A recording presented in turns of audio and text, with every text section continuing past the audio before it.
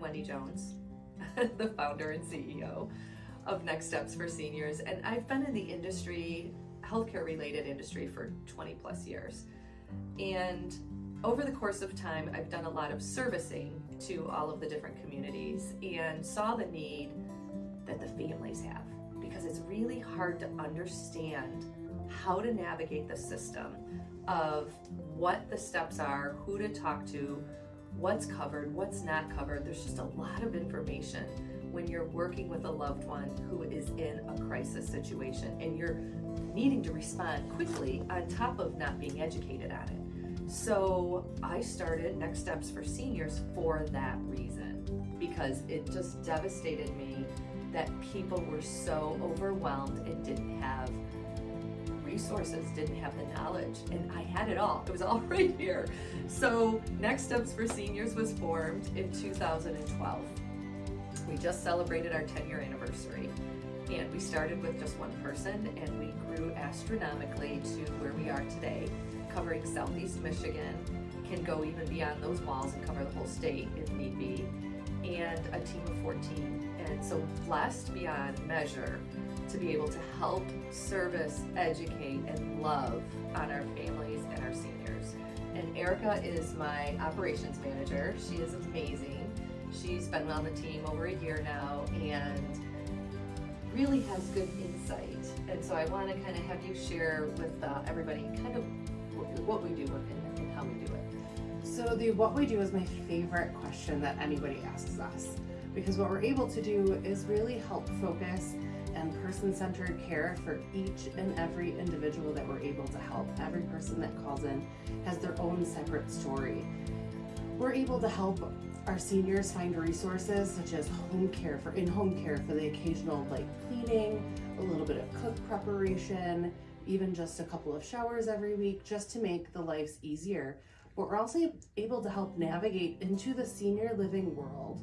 With our team of placement specialists, we're able to drill down to their specific needs, so that way we're able to help curate a list that is specific to every single person. With the innumerable amount of resources we have available to us at Next Steps for Seniors, there is a community for every single person.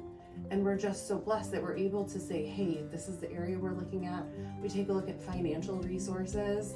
We try to make sure that every single community that you visit is going to be one that's going to fit that person's emotional and physical nature, as well as fit those care needs. So we're able to help place in adult foster cares, or otherwise known as residential care homes.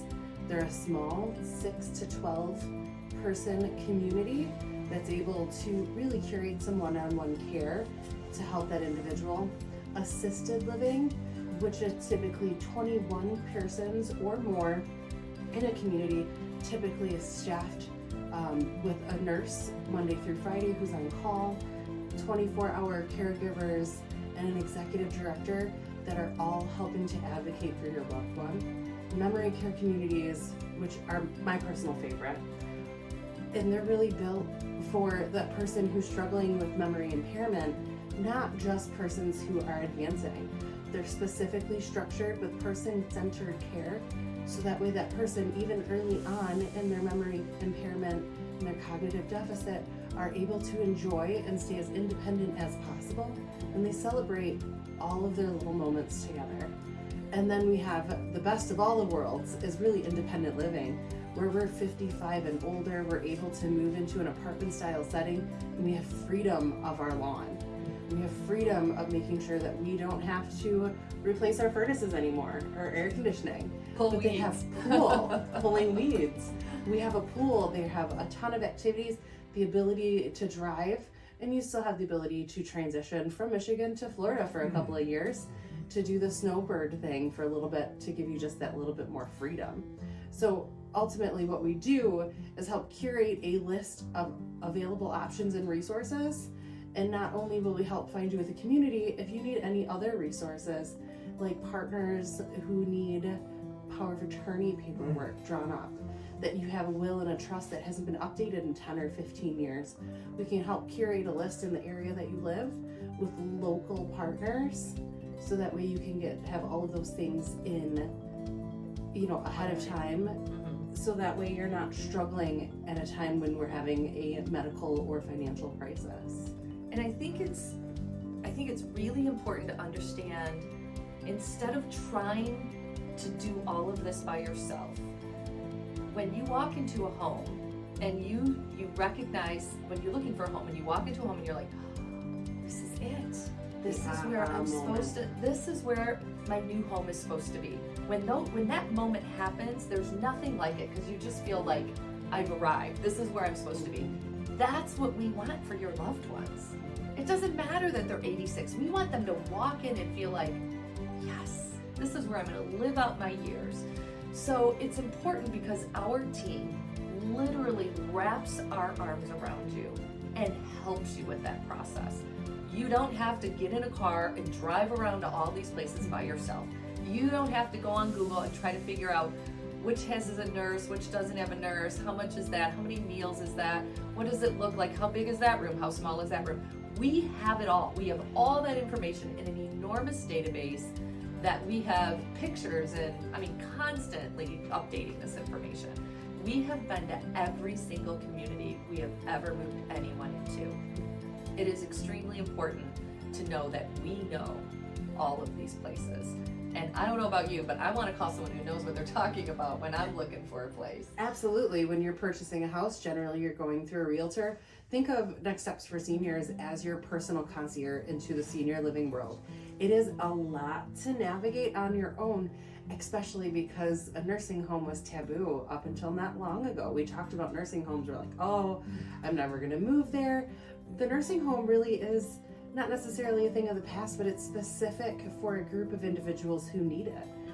Over 65% of our seniors in this time all need additional support outside of their home or inside of their home.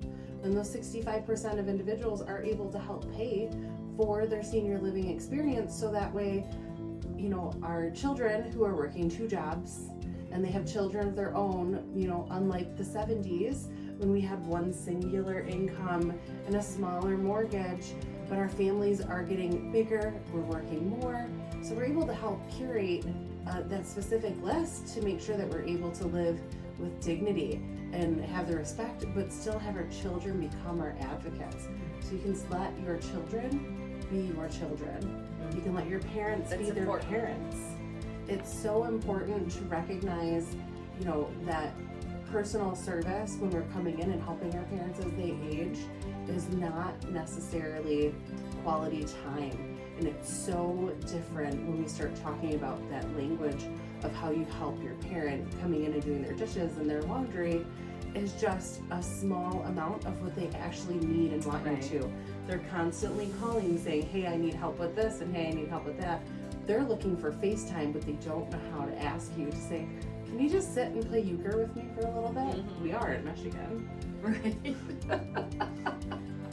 The best part about our services that Next Steps for Seniors offers is it is free.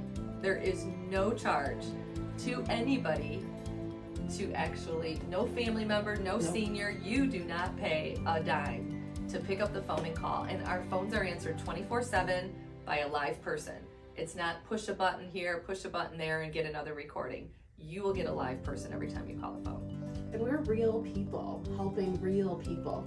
So we understand that work has to take priority, and we have to ensure that everybody is safe. So if you need that later afternoon visit, we're gonna help clear our schedule to be available for you. Same thing on the weekends. We're here to advocate for you while you're advocating for your loved one. We are another resource for you, and not just moving in. We're gonna stick around and call you for quite some time after we help find you the resources that you need and ensure that it's a safe place and that you're doing well. And don't be surprised if 4 or 5 months after your loved one moves into assisted living or independent living, you get a random photo that says, hey, saw dad today. Because every time we're in the community, we try to check out all of our recent clients that were in community to ensure that they're looking great and that the community is doing a great job, because we want to know what is going on for everyone. So we appreciate you. We want to wrap our arms around you. We care. My whole team is so compassionate, so loving, and cares so much for your loved ones. So we're grateful. It's a privilege, isn't it? It is a privilege. We It's consider amazing it to an be honor. able to work with everybody. It's an honor.